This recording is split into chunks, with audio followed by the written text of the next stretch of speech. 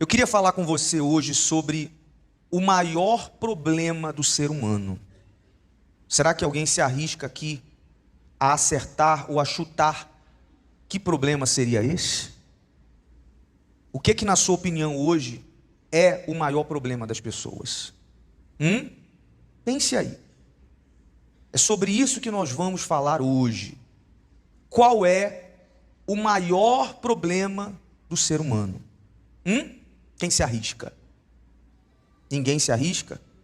Vocês estão tímidos hoje? Orgulho, ela falou, o que mais? Incredulidade, o que mais? A dúvida, maus olhos, vaidade, malícia. Tudo isso que vocês estão falando são problemas, mas eu lhe garanto que não é o maior. O maior problema do ser humano hoje é o problema da alma. E é nisso que eu queria que você refletisse hoje. Se você realmente já resolveu o problema da alma. Porque às vezes a pessoa confunde a solução desse problema com a solução de outros problemas. Quem se comportava assim na época, inclusive, até hoje, são os judeus. Os judeus, eles acham que porque eles têm prosperidade, Deus está com eles. E nem sempre ter o problema econômico resolvido ou outros problemas do dia a dia, quer dizer que a pessoa já resolveu o problema de onde, gente? Da alma. Porque o problema da alma, de fato, ele só é resolvido quando a pessoa tem 100% de certeza, não pode ser 99,9% não, tem que ser quantos por cento? 100% de certeza que ela está salva. A pessoa tem que ter 100% de certeza que ela foi de fato e de verdade batizada com o Espírito Santo. Porque quando isso acontece, aí a gente pode dizer que o problema da alma foi resolvido. Caso contrário, a pessoa pode até ter certas conquistas que ela alcançou por meio da fé, que vem inclusive de Deus, mas ela ainda não alcançou o principal da fé. Porque a fé, quem tem fé aqui, gente? Deixa eu me ver, quem tem fé? Muito bem. A fé, ela pode lhe trazer conquistas, ela pode lhe trazer vitórias, a fé pode lhe trazer prosperidade, não tem nenhum problema disso. A fé pode trazer até você a salvação da sua família. A fé, ela pode trazer para você a cura de uma enfermidade. A fé tem esse poder, isso é muito bom. Mas o principal da fé, o mais importante é quando você consegue tirar da fé o maior proveito, que é quando você, pela fé, alcança a sua salvação. Porque a verdadeira fé pura, ela traz esse resultado para você. Ela não te traz só conquistas materiais que trazem alegrias momentâneas. Alegria momentânea, não. Ela até traz isso, mas ela traz a eternidade junto para você, amém? Por isso que aqui Paulo, sabiamente, nos dá esse conselho em 2 Coríntios 13:5. Já abriram aí, gente? Já acharam?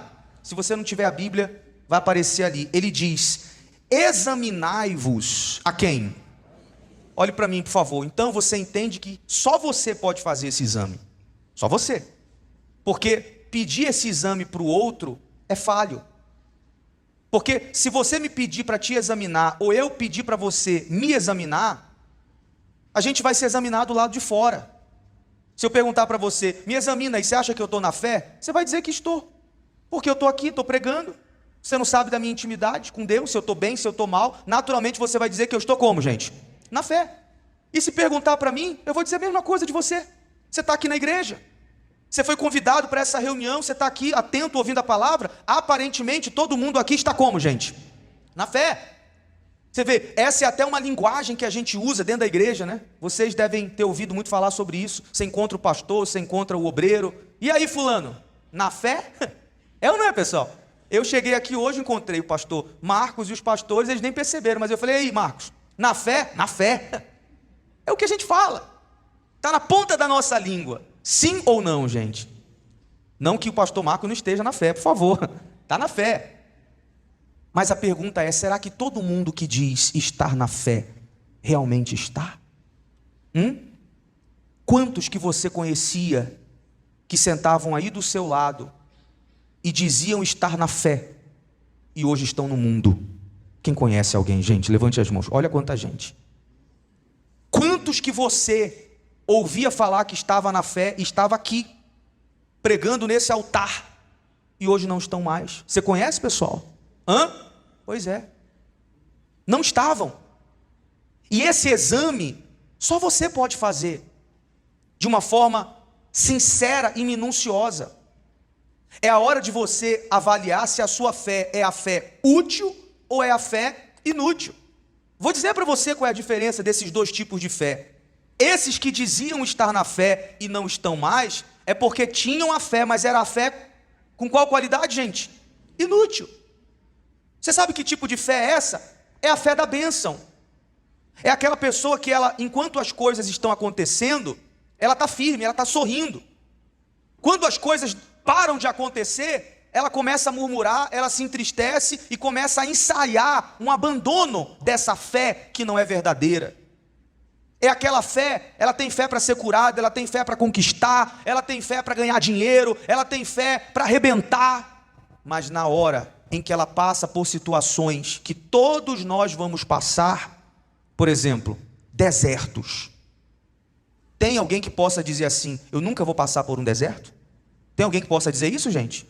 Se você já passou, mais cedo ou mais tarde, o que vai acontecer? Vai passar por outros. Quem nunca passou aqui por desertos, eu tenho que lhe informar que um dia você vai passar. Sim ou não, gente? E aí? É nessa hora que a fé inútil não vai servir de nada e você vai precisar da fé útil. A fé que atravessa o deserto. A fé que atravessa as injustiças. Quem já foi injustiçado aqui, pessoal? Levante as suas mãos. Pode acontecer de você ser de novo. Quem nunca foi injustiçado aqui, pode acontecer um dia de você ser. E nessa hora você vai precisar de qual fé, pessoal? Qual fé, gente? A fé útil. A fé que vai fazer você lembrar, peraí, eu estou sendo injustiçado, deixa eu me lembrar quem foi. Jesus foi. Se ele foi e venceu, eu estou sendo e vou vencer também. Amém? É a fé da salvação, é a fé do Espírito Santo. É a fé que suporta, que faz você continuar caminhando na presença de Deus quando você é caluniado. Quem aqui já foi caluniado já, pessoal? Você sabe o que é calúnia? É alguém dizer para você assim, não sabe não? É você falar assim, olha, você fez isso, rapaz, você roubou.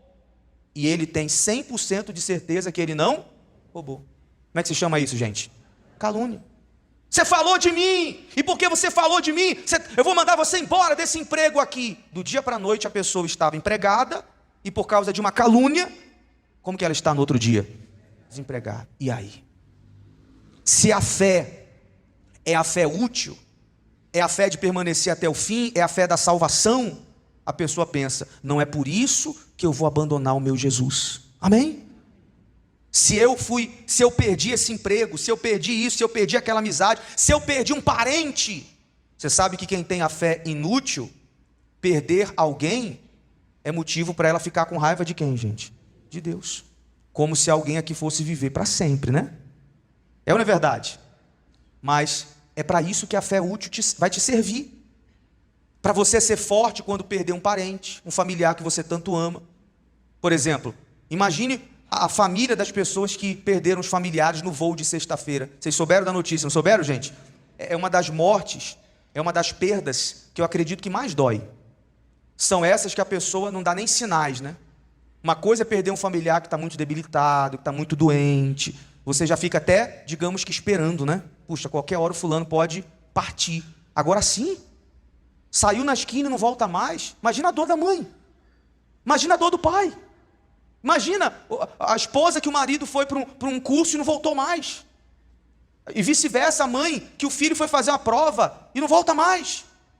Se esses familiares tiverem a fé inútil, até estando dentro de igrejas, não aguenta não, pessoal. Daqui a pouco sai da igreja, fica decepcionado com Deus, não tem forças para continuar caminhando, daqui a pouco entra em profunda depressão, não tem mais vontade de viver. Você fala com a pessoa, a vida dela acabou, porque perdeu um ente querido. Não que a gente não possa sentir, a gente sente, a gente fica triste, mas se você tem a fé útil, o Espírito Santo, passa e depois você se levanta. Por outro lado, se essas pessoas que perderam familiares têm a fé útil, amanhã tem o luto hoje, normal, mas depois a vida segue. Porque quem tem a fé útil, ela sabe muito bem que se aquela pessoa estava na fé, foi salva. Ela usa isso como conforto e não fica triste, às vezes, por uma pessoa que está melhor do que a gente. Se você perde um familiar que está salvo, você tem direito de ficar ali nos seus momentos de luto, mas dentro de você tem que brotar uma alegria maior por saber que ela está melhor do que a gente. Quem aqui perdeu algum familiar e você, pela vida que essa pessoa tinha, você tem certeza que essa pessoa está salva? Levante as suas mãos assim. Você vai chorar por essa pessoa por quê, gente? Eu creio que se essa pessoa pudesse te ver chorando lá no céu, eu ia falar para você: ô Maria, não chora não, eu estou arrebentando aqui. Por que você está chorando? Eu estou aqui do lado de Abraão, eu estou aqui do lado de Jesus. Por que você para de chorar por mim? Chora por você, porque eu estou bem. Amém, gente? Mas só pensa assim quem tem a fé útil, a fé da salvação. Aí, prosseguindo o texto, ele diz, né? Examinai-vos a vós mesmos se permaneceis na fé. Não basta estar na fé, tem que o quê? Permanecer. Porque há quem um dia esteve e o tempo passou e essa pessoa não está mais. Provai-vos a vós mesmos, ou não sabeis quanto a vós mesmos que Jesus Cristo está em vós, se não é que já estáis reprovados. Então é isso que você tem que pensar, porque é muito fácil a gente se enganar com as coisas que acontecem ou deixam de acontecer do lado de fora. Vou dar um exemplo para você, posso dar?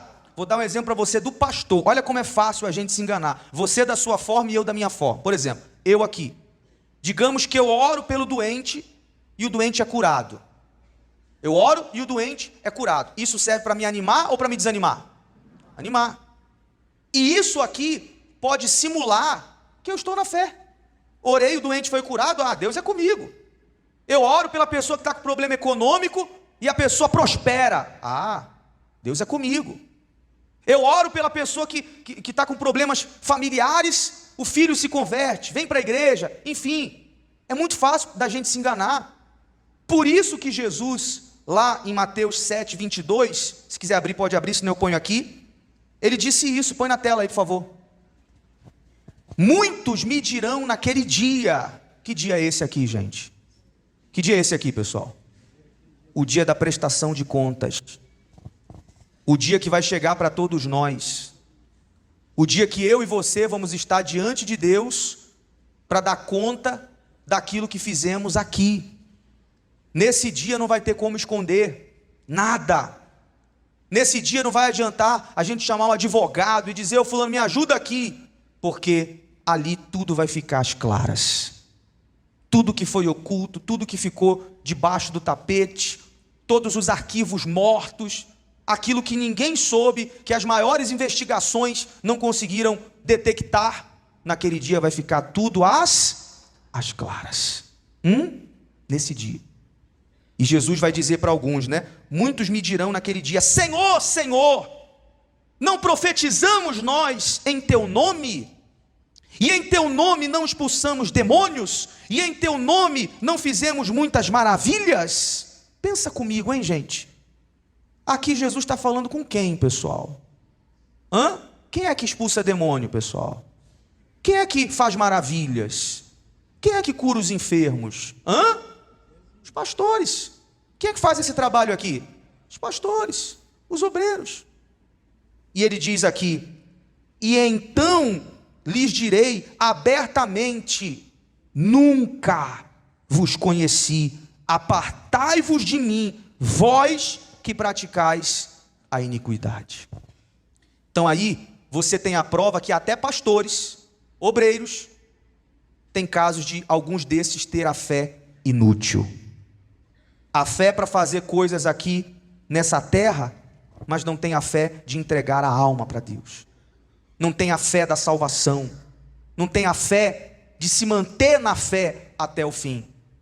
Vão viver enganados, fazendo tudo isso, e lá, no dia da prestação de contas, serão: apartai-vos, porque praticais a iniquidade. Essa não é a fé que nós queremos que você tenha. Não queremos que você tenha a fé de Pedro. Pedro estava lá, diante de Jesus, no barco. Mestre, é o Senhor mesmo? Se é o Senhor, manda eu ir aí contigo. Para que Pedro queria ir lá?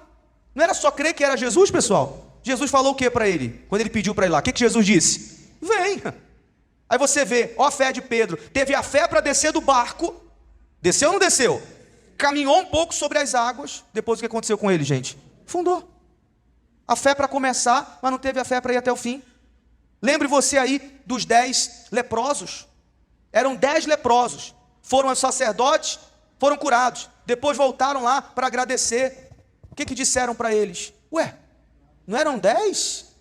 Cadê? Aqui só tem um. Cadê os outros 9? Ali antes da reunião eu estava lendo o texto. Para os 9, sabe o que foi dito para eles? Sejam limpos. Para os 9, para os 10 na verdade, sejam limpos. Pronto, a pele foi limpa da lepra. Um só voltou para agradecer e Jesus disse para esse um: a tua fé te salvou. Foi curou não, foi o que, gente? Salvou. Os 9, o máximo que tiveram foi a limpeza da pele. Um só que voltou para agradecer foi salvo. Amém, gente? Aí você começa a entender que não são todos que têm a verdadeira fé. Não são todos. Os 9 tiveram fé para quê? Para ser curados. Um só teve fé para voltar lá para agradecer. Um foi salvo. É o que acontece hoje. Então nessa noite, peça para Deus a verdadeira fé. A fé que olha para o céu. Amém, gente? A fé que não fica vidrado só nas coisas desse mundo. Às vezes a gente vai conversar com algumas pessoas, inclusive acabando o culto da salvação, onde se falou só da alma. Às vezes a gente fica para atender, a pessoa vem e fala: pastor, ora aqui porque eu tenho uma causa para sair.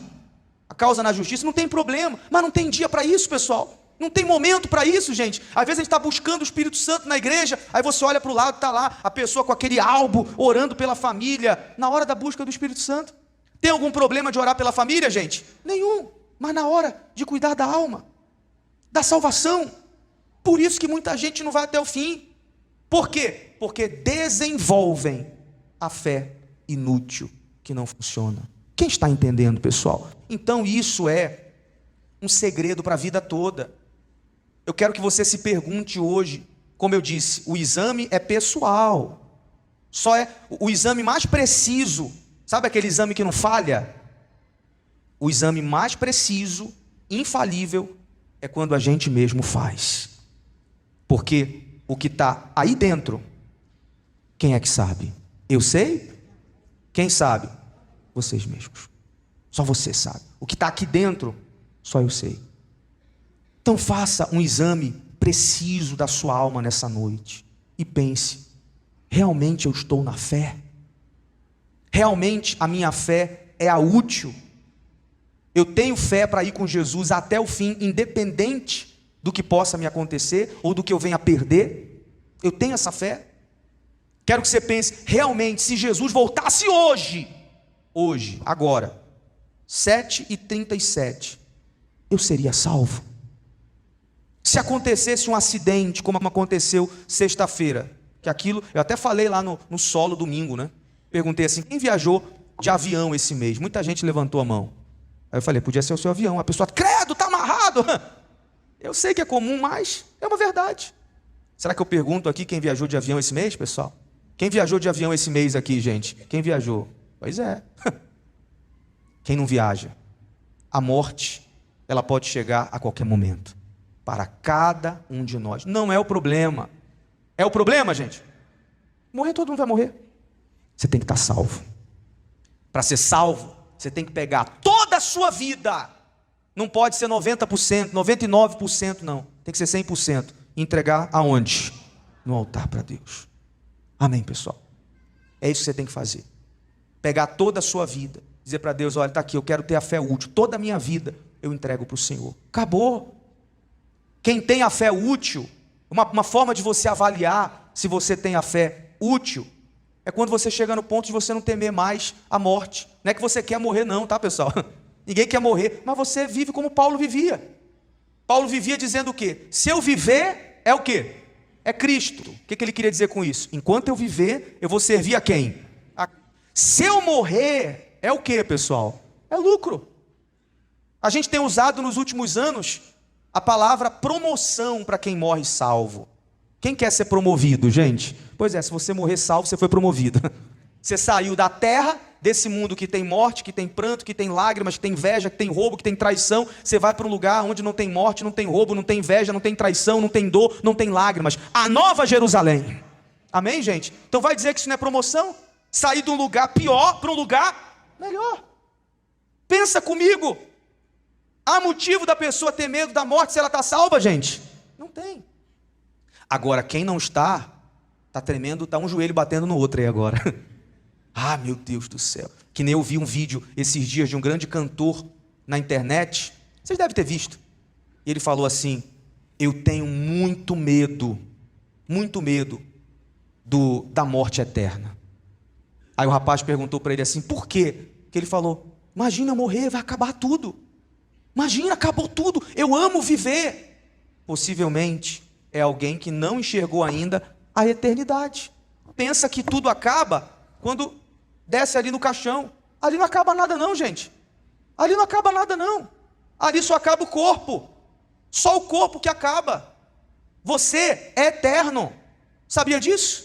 Você não é mortal, você é imortal. Essa pessoa que está aí agora olhando para mim, que não é o seu corpo, é a sua alma, você é imortal, você é eterno. O que morre, pessoal, é só o corpo. Só o corpo. E a gente sabe que quando somos salvos, o corpo morre e a alma segue com Jesus. Amém, pessoal? Então, eu creio que está muito claro o que Deus quer de você. Mas tudo vai depender do seu autoexame. Se a pessoa quiser agora, digamos que, simular o exame falso, ela vai perder a oportunidade. Você sabe o que isso quer dizer? É a pessoa que ainda não está salva, sabe disso, mas quer bater no peito e dizer que está. Aí não vai funcionar o exame. Não vai funcionar. Deus não vai conseguir fazer com você nessa noite o que Ele quer. Não vai dar para a pessoa querer burlar o exame e dizer: ah, não, eu tenho sim o Espírito Santo. Se lá no fundo ela sabe que não é. Não vai dar certo. Então, que agora o Espírito Santo toque em você, todos nós, para que você desenvolva o mais alto nível de sinceridade nessa oração. Vai arrebentar, pessoal.